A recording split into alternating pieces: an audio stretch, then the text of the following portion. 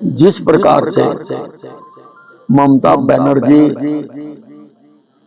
के सांसद कल्याण बनर्जी ने अपमान किया है, मजाक उड़ाया है, वो बहुत निंदनीय है।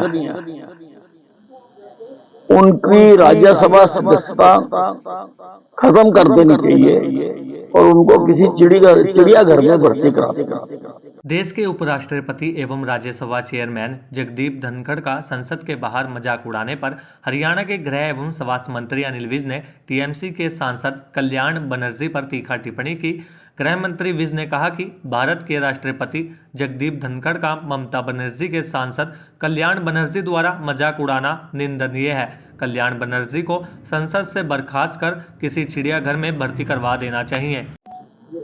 उपराष्ट्रपति जगदीप धनखड़ जी का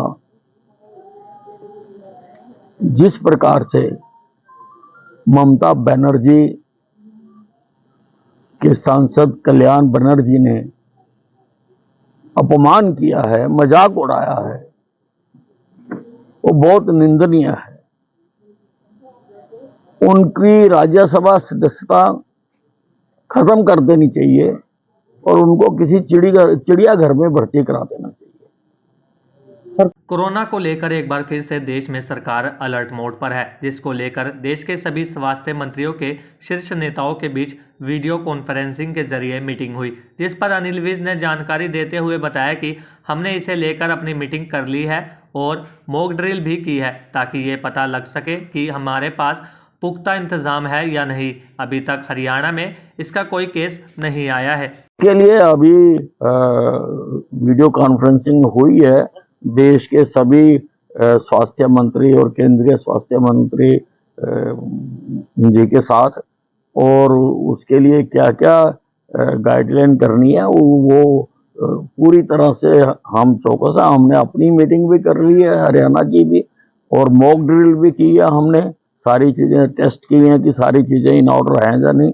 हम पूरी तरह से तैयार हैं। हरियाणा में अभी कोई केस नहीं आया है, करने की जरूरत नहीं है। हम पूरी तरह से तैयार हैं और ये जो ILI और सारी के केसेस होते हैं इनका हम RT-PCR करेंगे सब। सपा के प्रमुख अखिलेश यादव के उस बयान पर गृह मंत्री अनिल विज ने पलटवार किया, जिसमें उन्होंने कहा था कि जब सांसदों को निलंबित ही करना था तो फिर नए संसद बनवाई ही क्यों।